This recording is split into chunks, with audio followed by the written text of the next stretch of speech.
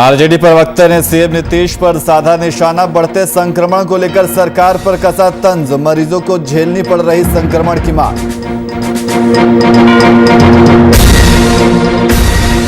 Night curfew को प्रभावशाली बनाने को लेकर सड़क पर उतरे डीएम। लोगों से की नियमों का पालन करने की अपील। बेवजह घूमते लोगों के खिलाफ की जाएगी कड़ी कार्रवाई। चौकीदार ने वर्दी का रौब दिखाकर घिनौनी की हरकत। आदिवासी महिला से किया दुष्कर्म। कैमरे से बचते नजर आए एसपी।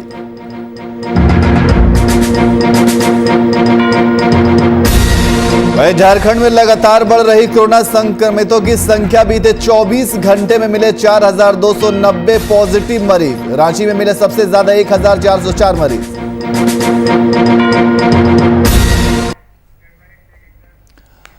नमस्कार, मैं नियाज खान और आप देख रहे हैं वीआईपी न्यूज। अब खबरों में आगे बढ़ेंगे, लेकिन इससे पहले एक बड़ी खबर आ रही है। आपको बता दें कि रांची से इस वक्त बड़ी खबर आ रही है। हटिया स्टेशन पर फिर दिखी प्रशासनिक लापरवाही। मुंबई से 1600 यात्रियों को लेकर हटिया पहुंची स्पेशल ट्रेन। रांची से इस वक्त की बड़ी खबर आपको बता रहे हैं, जहां हटिया स्टेशन पर फिर से प्रशासनिक लापरवाही दिखी है। मुंबई से 1600 यात्रियों को लेकर हटिया स्पेशल ट्रेन पहुंची। जिला प्रशासन ने 540 की ही कराई कोरोना जांच। तो रांची से इस वक्त की बड़ी खबर आपको बता रहे हैं। और इसी खबर पर अधिक जानकारी के लिए हमारे संवाददाता शुभम कुमार हमारे साथ फोन लाइन पे मौजूद हैं। शुभम, हटिया स्टेशन पर प्रशासनिक लापरवाही देखी गई है। जी नियाज, बिल्कुल। देखिए, जिस तरीका से अगर कोरोना संक्रमण के बढ़ते आंकड़ों के बाद अब राज्यों में पलायन की स्थिति उत्पन्न हो गई है और इसीलिए तमाम राज्यों से अब झारखंड की राजधानी रांची ट्रेनों के माध्यम से प्रवासी मजदूर वापस अपने राज्य को लौट रहे हैं। उसी कड़ी में आज कह सकते हैं हटिया स्टेशन पर बहुत बड़ी लापरवाही देखने को मिली है जिला प्रशासन के द्वारा और राज्य की जनता के द्वारा। तो कहीं ना कहीं इससे संक्रमण के बढ़ते आंकड़े में एक उछाल जरूर आ सकता है और संक्रमित मरीज पाने की आशंकाएं भी हैं। लेकिन जिस तरीका से 1600 यात्रियों को लेकर मुंबई से यह स्पेशल ट्रेन को लाया गया और जिसके बाद 540 व्यक्तियों का कोरोना जांच किया गया है और सभी लोग कह सकते हैं बिना जांच कराए ही वहां से निकल चुके हैं। तो आप समझ सकते हैं कितनी बड़ी लापरवाही है इस संक्रमण के दौर में। नियाज जी, सिर्फ 540 का ही कोरोना जांच हो पाया है, तो बाकी जिनका जांच नहीं हुआ है उनका कैसे होगा? उनको उनकी पहचान कैसे की जाएगी फिर? क्योंकि अगर वो बाहर से आए हुए हैं तो जाहिर सी बात है बहुत से उसमें कोरोना संक्रमित होंगे और इससे संक्रमण बढ़ने का भी खतरा बढ़ जाएगा। बिल्कुल नियाज, एक बड़ी लापरवाही तो बहुत हद तक सामने आई है क्योंकि एक ऐसा ही दृश्य आज से ठीक 3 से 4 दिन पहले देखने को मिला था कि जो ट्रेनों के माध्यम से लोकमान्य तिलक से ये मुंबई से ही ट्रेन आई थी और जिस तरीका से जो लापरवाही का आलम जिला प्रशासन की ओर से बार बार देखने को मिल रहा है, तो इस पर कहीं ना कहीं राज्य सरकार को ठोस कदम उठाने की जरूरत है। नहीं तो जो संक्रमित जो आंकड़े हैं वो लगातार बढ़ते जाएंगे और परिस्थितियां हाथ से हमारी निकलती चल जाएगी। जी नियाज जी, तो इस लापरवाही को लेकर के प्रशासन की तरफ से कुछ बयान आया है?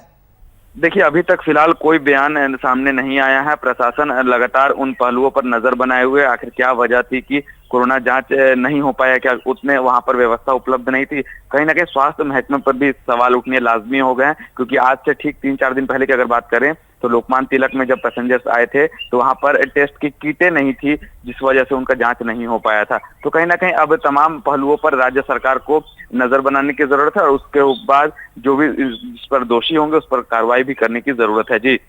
जी शुभम, लेकिन जिस तरीके से जो लोग बचे हुए हैं क्या उनकी पहचान की जाएगी? उनके कोरोना जांच किया जाएगा या नहीं किया जाएगा? देखिए, सरकार इस पर अपना निर्णय क्या लेती है क्या नहीं लेती है, लेकिन आवश्यकता यह है कि कॉन्ट्रैक्ट ट्रेसिंग किया जाए, कैसे वो वहां से आए थे।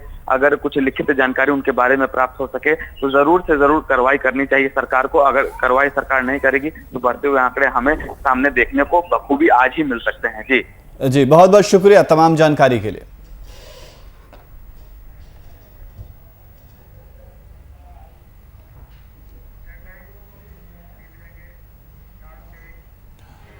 वहीं देश को कोविड संक्रमण ने जकड़ लिया है। संक्रमण के आंकड़े दिन ब दिन बढ़ते जा रहे हैं। मरीजों को सरकारी अस्पतालों से लेकर प्राइवेट अस्पतालों में असुविधाओं की मार झेलनी पड़ रही है। ऐसे में सरकारी दावों पर एक बार फिर हमलावर होते हुए आरजेडी प्रवक्ता मृत्युंजय तिवारी ने क्या कुछ कहा, सुनिए। चारों ओर चीख और पुकार है, लाशों के ढेर पर बिहार है। अब सरकार में बैठे लोग ही सरकार के माननीय मंत्री पंचायती राज श्री सम्राट चौधरी जी सरकार की व्यवस्था पर चिंता प्रकट कर रहे हैं। आम जनता को अब कौन बचाए जब सरकार के लोग जेडीयू के माननीय विधायक पूर्व मंत्री श्री मेवालाल चौधरी जी को सरकार उचित इलाज नहीं करा पाई, कोरोना से कल उनकी मौत हो गई, तो सरकार के पूरे सिस्टम के संक्रमण होने का इससे बड़ा गवाह और कुछ नहीं मिल सकता है।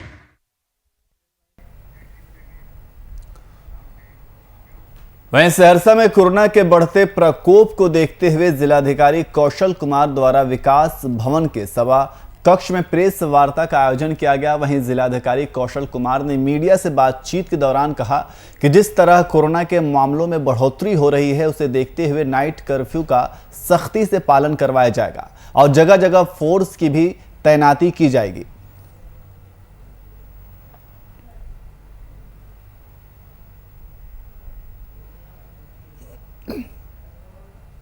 कल जिले में 161 नए पॉजिटिव मरीज मिले हैं और एक पॉजिटिव मरीज का डेथ रिपोर्ट हुआ है। अभी टोटल एक्टिव केस 1135 हैं, 337 लोग रिकवर किए हैं, 14 लोग को रिफ़र किया गया है मधेपुरा मेडिकल कॉलेज में और 2 डेथ हुआ है। शहरी क्षेत्र में संक्रमण 73% है, ग्रामीण क्षेत्र में 27% है। संक्रमण को देखते हुए कल आज से जिले में नाइट कर्फ्यू लगाया गया है और कई सारे प्रतिबंध लगाए हैं, इसके बारे में आपको बताया गया है। रास्ते में ही घर पहुँचते हुए वहीं समस्तीपुर में एक बड़ी खबर सामने आई है, जहां हथियारबंद अपराधियों ने एक सीएसपी संचालक से पैसे लूटने के दौरान गोली मार दी और फरार हो गए। दरअसल संचालक ने अपराधियों का विरोध किया था, जिसके बाद अपराधियों ने उसे गोली मार दी। घायल सीएसपी संचालक को आनन फानन में समस्तीपुर सदर अस्पताल में भर्ती कराया गया, जहां प्राथमिक उपचार के बाद डॉक्टर उसे रेफर कर दिया। वहीं पुलिस घटनास्थल पर पहुंच मामले की छानबीन में जुट गई है। सब पैसा लेके जा रहे हैं और वहाँ जो है गाड़ी रोक के इनका गाड़ी का चाबी छीन लिया और गोली मार दिया। इस जगह 2 महिला थी, वो जो है सो गोली मारने वाले को पकड़ लिए और उसके बाद जो है सो वो भाग गया गाड़ी से। वो महिला पकड़ ली फिर भी भाग गया? हाँ, वो गिरा दिया उसको गोबर पर, अपने भी गिरा गोबर पर। अच्छा अच्छा अच्छा, पहचान हुई है क्या? पहचान नहीं हो पाया। अच्छा, कितने लोग थे वो लोग? 2 आदमी। पता चला 6 आदमी था। नहीं, सिर्फ 2 आदमी। और इसी खबर पर अधिक जानकारी के लिए हमारे संवाददाता कैसर खान हमारे साथ फोन लाइन पे मौजूद हैं। कैसर, सीएसपी संचालक को बदमाशों ने गोली मार दी और फरार हो गए, क्या है पूरा मामला? जी, लगातार समस्तीपुर के अंदर इन दिनों देखा जा रहा है कि लूट जैसी घटना आम हो चुकी है। लगातार जो है अपराधी आपराधिक घटनाओं को अंजाम दे रहे हैं और आसानी से फरार हो जा रहे हैं। कहीं न कहीं पुलिस का उनके ऊपर पुलिस का खौफ देखने को नहीं मिल रहा है। इसी में ताजा मामला आपको समस्तीपुर जिले के खानपुर थाना क्षेत्र के हथवाहा में दिन दहाड़े बाइक सवार अपराधियों ने सीएसपी संचालक से लूट के प्रयास में विफल होने के बाद अपराधियों ने सीएसपी संचालक को गोली मारकर जख्मी कर दिया। फायरिंग की आवाज सुनकर आसपास के इलाके के लोग पहुंचे, तब जाके जो है कि उनको अस्पताल के लिए सदर अस्पताल लाया गया, मगर कहीं ना कहीं अपराधी के जो मंसूबे थे वो विफल हो गए। जी निहाल जी, तो पुलिस प्रशासन की क्या कुछ कार्रवाई है इस मामले में? जी, पुलिस प्रशासन घटना की सूचना मिलते ही मौके पर पहुंच गई है और आगे की कार्रवाई में जुट गई है, मगर कहीं न कहीं अभी तक उन्हें कोई सफलता हासिल नहीं लगा है। अपराधी जो थे उन्होंने लूट की वारदात को अंजाम देना तो चाहा, मगर उसमें विफल होने के बाद उन्होंने सीएसपी संचालक को गोली मार दी। जी निहाल, तो क्या बदमाशों का कुछ पता चल पाया है? ये कौन लोग बदमाश थे, कहां से थे? जी, अभी तक इस मामले को लेकर पुलिस जो है पूरे छानबीन कर रही है, सीसीटीवी फुटेज भी खंगालने में लगी हुई है, मगर कहीं ना कहीं अपराधी का अभी तक कोई सुराग नहीं मिल सका है। और बताया जा रहा है कि सीएसपी संचालक से पूर्व में भी लूट की घटना को बदमाशों ने अंजाम दे चुका है, उनसे लूट की घटना हो चुकी है। एक बार फिर से सीएसपी संचालक को जो थे विमलेश कुमार, उन्हें अपराधियों ने निशाना बनाना चाहा, मगर इस बार जो है कि लूट नहीं सके, मगर उन्हें लूट के विफल होने के बाद उन्हें गोली मार दी। जी निहाल जी, बहुत बहुत शुक्रिया तमाम जानकारी के लिए।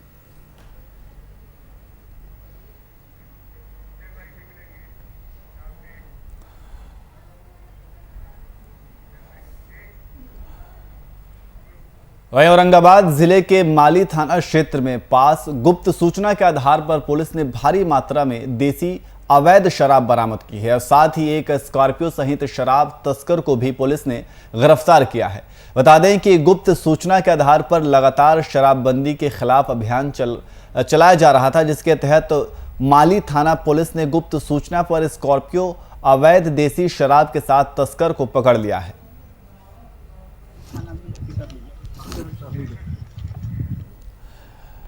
तो शराबबंदी अभियान का असर देखने को मिला है। पुलिस को एक बड़ी सफलता हाथ लगी है। गुप्त सूचना के आधार पर शराब के तस्करों को पकड़ा गया है।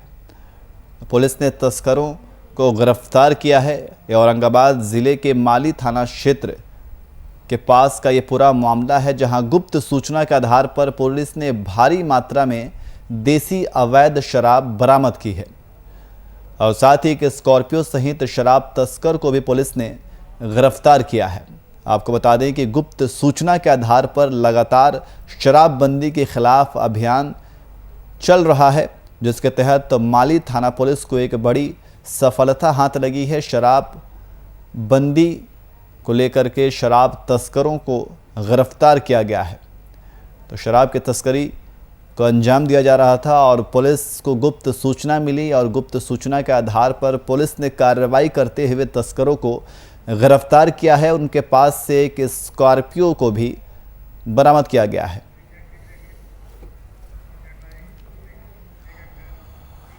वहीं फिरोजाबाद नाले में एक अधेड़ युवक का शव तैरता मिला। थाना दक्षिण के हिमायूपुर के नाले में शव को देख आसपास के लोगों में हड़कंप मच गया। स्थानीय लोगों ने इसकी सूचना पुलिस को दी। मौके पर पहुंची पुलिस ने शव को नाले से निकाल पोस्टमार्टम के लिए जिला अस्पताल भेजा और आगे की कार्रवाई में जुट गई है। अब तक शव की पहचान नहीं हो पाई है।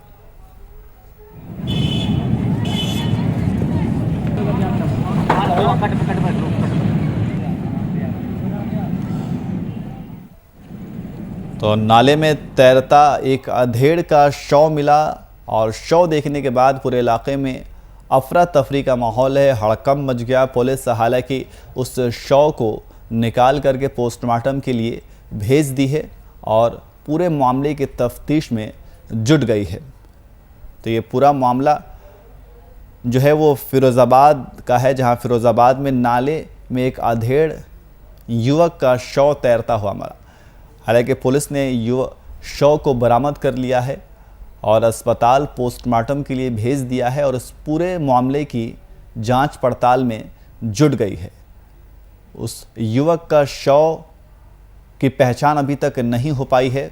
लगातार पुलिस उस युवक के शव की पहचान की कोशिश कर रही है। वहीं बेगूसराय में अपराध की दुनिया का आतंकी और 50,000 का इनामी अपराध राम भरोसी सिंह पटना एसटीएफ के हत्थे चढ़ गया। आज सालों से पुलिस की पकड़ से दूर राम भरोसी सिंह की गिरफ्तारी झारखंड के जमशेद टाटा से की गई। बता दें कि हत्या, लूट और आर्म्स एक्ट के कुल 17 मामलों में आरोपी राम भरोसी सिंह चर्चित पीयूष हत्याकांड से सुर्खियों में आया था। अभियुक्त जो था, जो 50,000 इनामी है अपराध कर्मी राम भरोसे सिंह, एसटीएफ पटना एसटीएफ के द्वारा इसकी गिरफ्तारी परसाडी थाना जमशेदपुर से की गई है और इसका काफ़ी लंबा चौड़ा आपराधिक इतिहास है।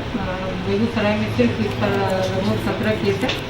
फिलहाल इसको रतनपुर थाना कांड संख्या 72-20 में हम लोग अग्रसारित कर रहे हैं और बाकी केस में इसको रिमांड कर रहे हैं। इसके पास से कुछ बरामद भी हुआ था क्या? नहीं, बरामदगी इनके पास है। ये कितने दिनों से फरार चल रहा था? ये काफ़ी 2019 में हम लोग इसको जेल भेजे थे और 15-20 दिन के बाद ये छूट गया था। उसके बाद ये फिरार ही है।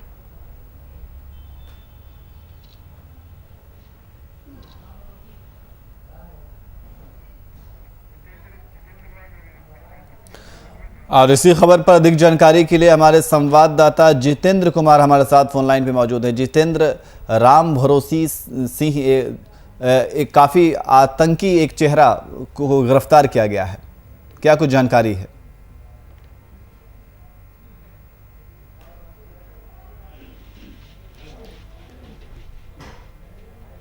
जितेंद्र, क्या आवाज आ रही है आपको? जी, हेलो जी जितेंद्र, एक कुख्यात अपराधी को गिरफ्तार किया गया है, पुलिस ने गिरफ्तार किया उसे, क्या कुछ जानकारी है? जी बिल्कुल, मैं आपको बता दूं कि बेगूसराय की ये मस्ट वांटेड था और बरसों से फरार चल रहा था। ये आतंक का एक जो मिसाल पेश किया था। सबसे बड़ी बात है कि इस राम भरोसे सिंह का आतंक बेगूसराय में लगातार बढ़ता ही जा रहा था। कुल 17 मामले में ये फरार चल रहे थे। ये इसकी गुप्त सूचना एसटीएफ पटना एसटीएफ को लगी थी कि जो कि जमशेदपुर में कोई इलाके में छिपा हुआ है। उसी आधार पर जब एसटीएफ की टीम ने जब जमशेदपुर के टाटा नगर से इसकी गिरफ्तारी की गई तो उन्होंने साफ तौर से बेगूसराय पुलिस को सौंप दिया। बेगूसराय पुलिस का कहना है कि 17 मामले में ये फरार चल रहे थे। इसका आतंक बेगूसराय में लगातार बढ़ता ही जा रहा था। कई वर्षों से पुलिस के गिरफ्त से बाहर था। आज बेगूसराय पुलिस के गिरफ्त में आने के बाद यह बेगूसराय पुलिस राहत की सांस ली है। फिलहाल आरोपी जो है राम भरोसे सिंह से पूछताछ पुलिस के द्वारा की जा रही है। जी, ये गिरफ्तारी कब हुई इनकी? जी मैं आपको बता दूं कि ये गिरफ्तारी जो है शनिवार की रात एसटीएफ पटना पुलिस के द्वारा की गई है। जमशेदपुर से टाटा नगर से इसकी गिरफ्तारी की गई है। जी बहुत बहुत शुक्रिया तमाम जानकारी के लिए।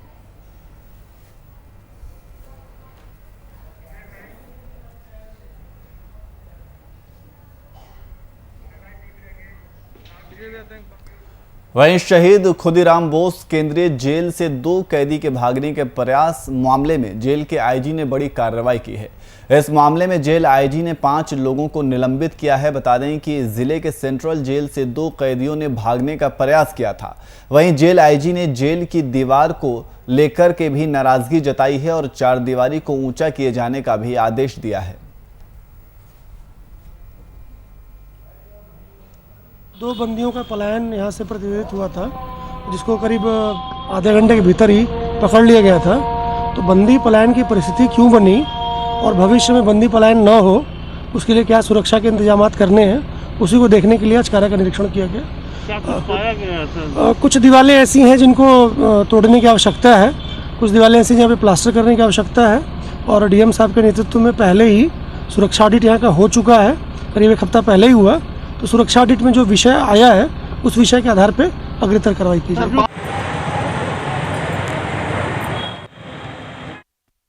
शिव शंकर झा हमारे साथ फोन लाइन पे मौजूद हैं। शंकर, जिस तरीके से कैदियों के भागने का ये पूरा मामला था, इस मामले में अब आईजी ने एक बड़ी कार्रवाई की है।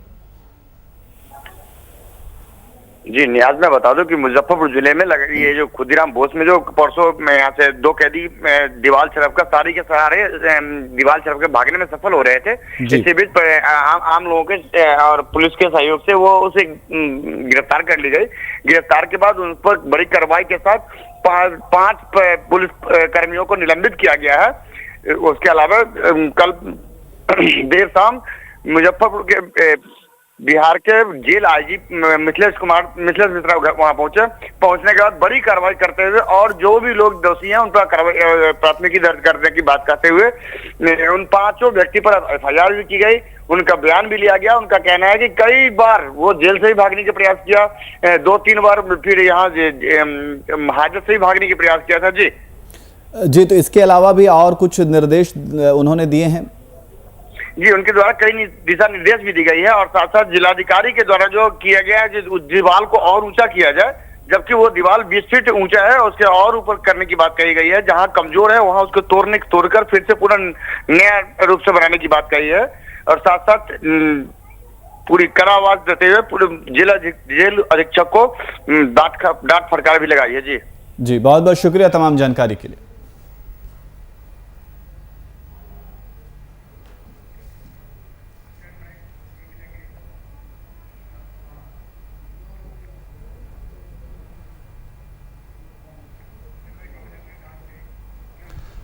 वहीं बिहार सरकार का फोकस अब युवाओं में स्वरोजगार को बढ़ावा देने का है ताकि राज्य के युवा उद्यमी बने और अपने साथ साथ दूसरों के लिए भी रोजगार का सृजन कर सके। इसके लिए राज्य सरकार कई योजनाएं चला रही हैं। मुख्य रूप से उद्योग विभाग 4 प्रमुख उद्यमी योजना चला रहा है, जिसमें मुख्यमंत्री अनुसूचित जाति और जनजाति योजना, पिछड़ा और अति पिछड़ा उद्यमी योजना को पहले ही मंजूरी दी जा चुकी है। वहीं बीते दिन कैबिनेट ने वित्तीय वर्ष 2021-22 के लिए मुख्यमंत्री युवा और महिला उद्यमी योजना को स्वीकृति देने के साथ साथ दोनों योजनाओं के लिए 200-200 करोड़ स्वीकृति दी है। इस योजना के लिए जिलावार लक्ष्य तय होंगे और आवेदन भी ऑनलाइन लिए जाएंगे। जानते हैं कि कई चीज़ों पर जो हम लोगों ने प्रतिबंध पहले से लगाया था, तो अब उसको देखते हुए अब जो आप निर्णय हो गया है कि जो पाबंदियों के बारे में कि स्कूल, कॉलेज, कोचिंग संस्थान एवं अन्य शैक्षणिक संस्थान जो 18 अप्रैल तक माने आज के दिन तक जो तय किया गया था पहले, अब उसको बढ़ा करके 15 मई तक बंद रखा जाएगा। ये हम लोगों ने तय कर लिया कि जिस तरह से जितनी स्थिति बढ़ती चली जा रही है, तो अब इसको 15 मई तक बंद रहेगा। और इस अवधि में राज्य सरकार के विद्यालय और विश्वविद्यालय द्वारा किसी भी तरह की परीक्षाएं भी नहीं ली जाएंगी। तो इस तरह से ये कर दिया गया 15 मई तक का। फिर सभी cinema hall, mall, club, gym, park एवं उद्यान को पूरी तरह से बंद कर दिया जाएगा। उसमें लोगों का आना जाना नहीं हो, ये सब बात अब यह तय कर दिया गया है। और इसको अभी हम लोगों ने बंद करने का जो निर्णय लिया, ये सब 15 मई तक के लिए अभी का फैसला है। और उसके बाद जो हमारे जो सरकारी और गैर सरकारी कार्यालय हैं, अब उसके बारे में एक आज निर्णय लिया गया है कि इसको 5 बजे तक रखा जाएगा, 5 बजे बंद। और आप जानते हैं 1/3 33% लोगों को ही एक दिन में काम करने के लिए कहा गया है।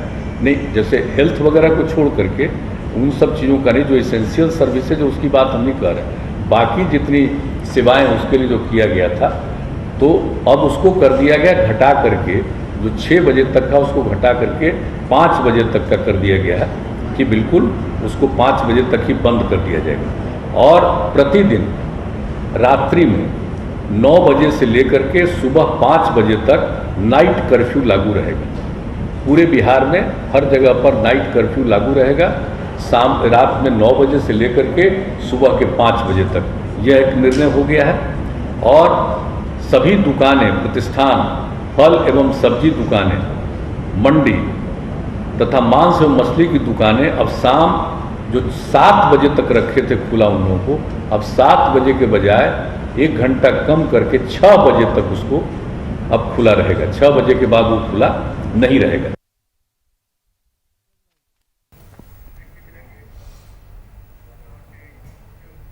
वहीं कोरोना के दूसरे स्ट्रेन का कहर झारखंड में साफ तौर पर देखने को मिल रहा है, जहां आम लोगों के साथ साथ खास लोग भी कोरोना के चपेट में आ रहे हैं। इसको देखते हुए भाजपा विधायक दल के नेता बाबूलाल मरांडी ने सूबे के मुख्यमंत्री को फोन किया और कोरोना के वर्तमान परिस्थितियों के बारे में बताया।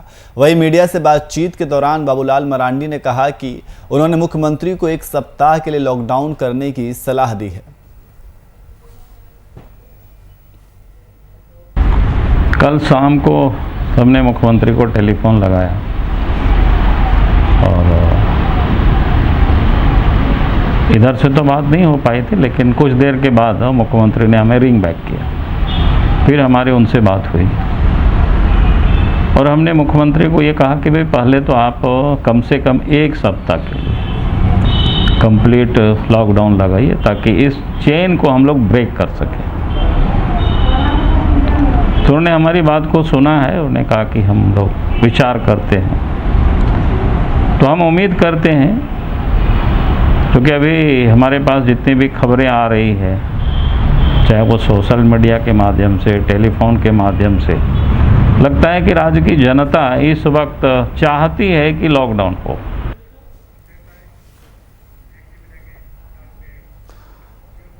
वहीं मधुपुर उपचुनाव समाप्त तो हो चुका है और प्रत्याशियों की किस्मत स्ट्रांग रूम में कैद हो चुकी है, जिसके बाद जीत का दावा दोनों ओर से किया जा रहा है। सत्ता के प्रमुख घटक दल कांग्रेस ने जहां जीत को लेकर कहा है कि मधुपुर उपचुनाव का हाल वही होगा जो पिछले 2 उपचुनाव का हुआ था, वहीं भाजपा ने भी अपने उम्मीदवार के जीत का दावा करते हुए कहा कि सत्ता पक्ष के उम्मीदवार की हार तय है। राज्य में हेमंत सोरेन की सरकार गठन के पश्चात ये तीसरा उपचुनाव है मधुपुर का। और इसके पहले जो उपचुनाव हुए दुमका में या फिर बेरमो में, दुमका में हेमंत सोरेन ने रिजाइन किया तो शिबू सोरेन का बेटा वहाँ से चुनाव लड़ता है। बेरमो में राजेंद्र सिंह की मृत्यु होती है तो उनका बेटा वहाँ से चुनाव लड़ता है। और मधुपुर में हाजी हुसैन अंसारी की मृत्यु होती है तो उनका बेटा ही चुनाव लड़ता है। तो ये जो वंशवादी पार्टियां हैं राज्य के अंदर, कांग्रेस और जेएमएम, कहीं ना कहीं अपने राजनीति के द्वारा मैं समझता हूं कि जो लोकतंत्र है उसको बंधक बनाना चाहती है। गठबंधन की जीत वहां की जनता ने अपना आशीर्वाद और प्यार को दे दिया। पूर्व में भी सरकार जब बनी थी हमारे, तो हाजी साहब वहीं से विधायक थे। उस समय भी वहां के लोगों ने अपना प्यार और सम्मान दिया था। फिर हमारे गठबंधन के उम्मीदवार को अपना मत उन्होंने दे दिया है। ये जीत भारतीय जनता पार्टी की झूठ की जो पिटारा रहती है उनके नेताओं के जुबां पे, उसको सत्य साबित करेगी। वो फिर एक बार मुंह के खाएंगे, जिस प्रकार पिछले बाई इलेक्शन में दोनों विधानसभा दुमका और बेरमो में हारे थे। इस बार फिर वो मधुपुर में हार करके अपनी सत्ता को अपनी जुबां से, जो भारतीय जनता पार्टी की कल्चर रहती है झूठ की राजनीति। फिलहाल बुलेटिन में इतना ही। देश और दुनिया की तमाम खबरों के लिए देखते रहिए VIP न्यूज़। नमस्कार।